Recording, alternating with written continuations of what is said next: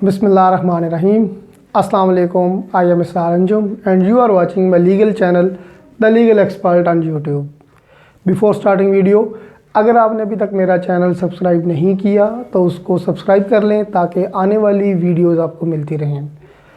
कानून का एक मकूला है कि still born suit must be buried at its inception, कि अगर कोई ऐसा केस कोर्ट के पास आता है जिसमें कोई जान नहीं है, कोर्ट को लगता है कि ये सिर्फ़ और सिर्फ दोनों पार्टीज़ का टाइम ज़ाया करेगा, तो ऐसी सूरत में उस केस को उसी वक्त ही दफन कर देना चाहिए। तो हमारा आज का टॉपिक भी इसी रिलेटेड है, जिसको कहते हैं rejection of a plaint. Plaint के बारे में हम पढ़ चुके हैं कि प्लेंट क्या चीज़ है। प्लेंट जब भी कोई सूट रिप्रेजेंट किया जाता है किसी भी कोर्ट में, तो जिस डॉक्यूमेंट के थ्रू रिप्रेजेंट किया जाता है उसे प्लेंट कहते हैं।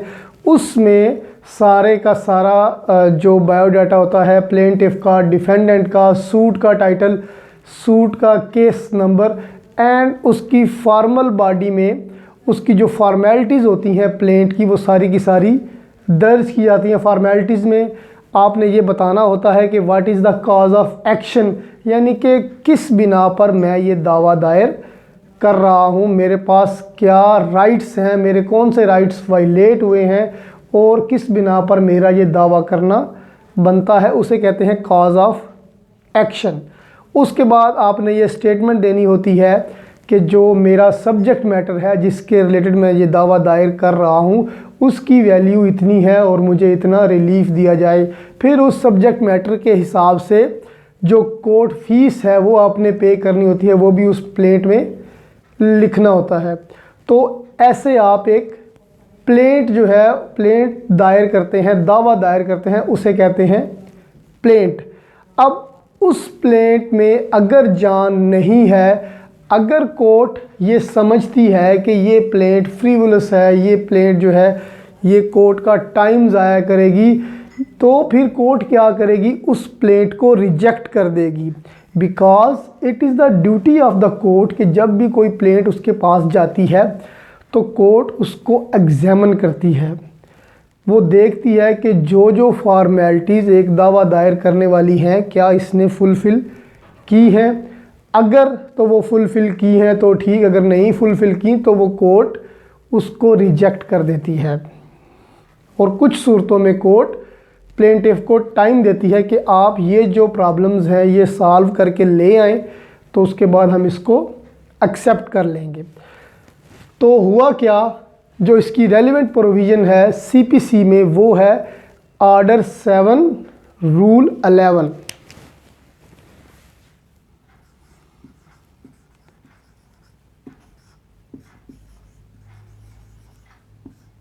मोस्टली कोर्ट्स में ना इसको 711 की एप्लीकेशन कहा जाता है।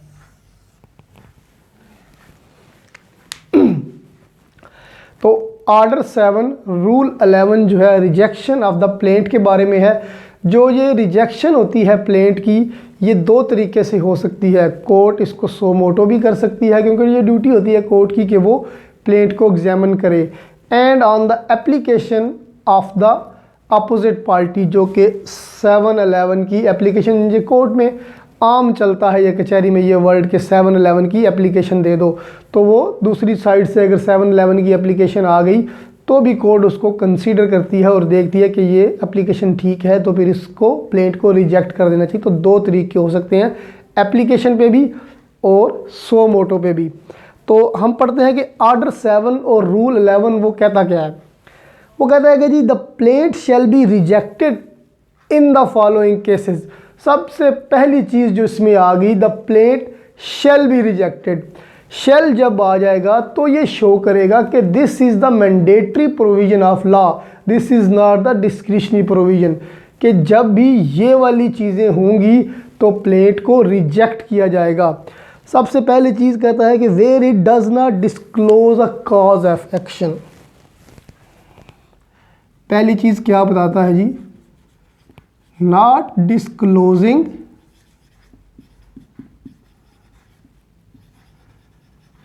Cause of action.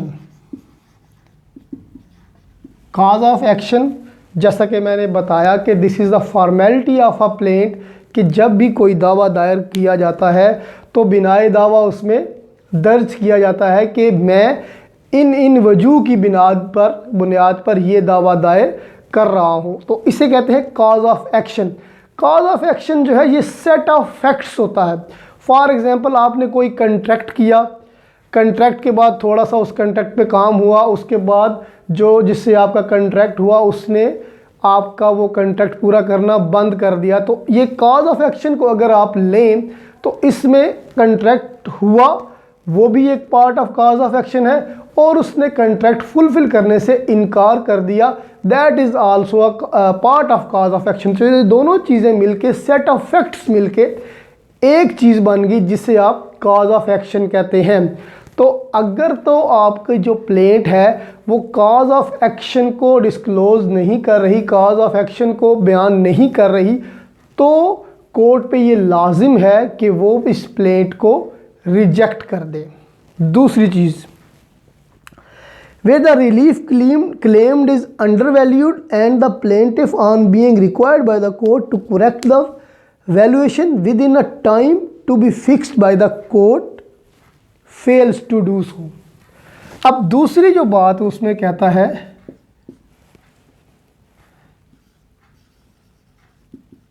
कि क्लेम्ड रिलीफ जो है अंडरवैल्यूड है, यानी कि आप जिस प्रॉपर्टी के डिस्प्यूट को के रिगार्डिंग प्लेंट दायर कर रहे हैं, फॉर एग्जांपल वो कोई हाउस है तो उसकी ओरिजिनल जो प्राइस है वो फॉर एग्जांपल 2 लाख रुपया बनती है, तो आप कोर्ट फीस से बचने के लिए सियाने बन के उसको 50,000 शो कर रहे हैं। तो कोर्ट क्या करेगी ऐसी सूरत में? कोर्ट आपको एक मौका देगी, वो कहेगी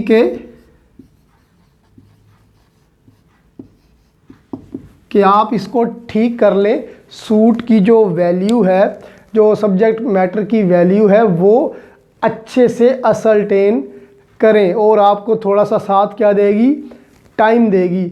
और अगर आपने उस फिक्स टाइम के दौरान उस गलती को रिकवर नहीं किया तो फिर आपकी जो प्लेंट है वो रिजेक्ट हो जाएगी। तीसरी चीज़ क्या कहता है जी? तीसरी वो कहता है जी, where the relief claimed is properly valued but the plaint is written upon paper insufficiently stamped. तीसरी चीज़ जो वो कहता है कि आपने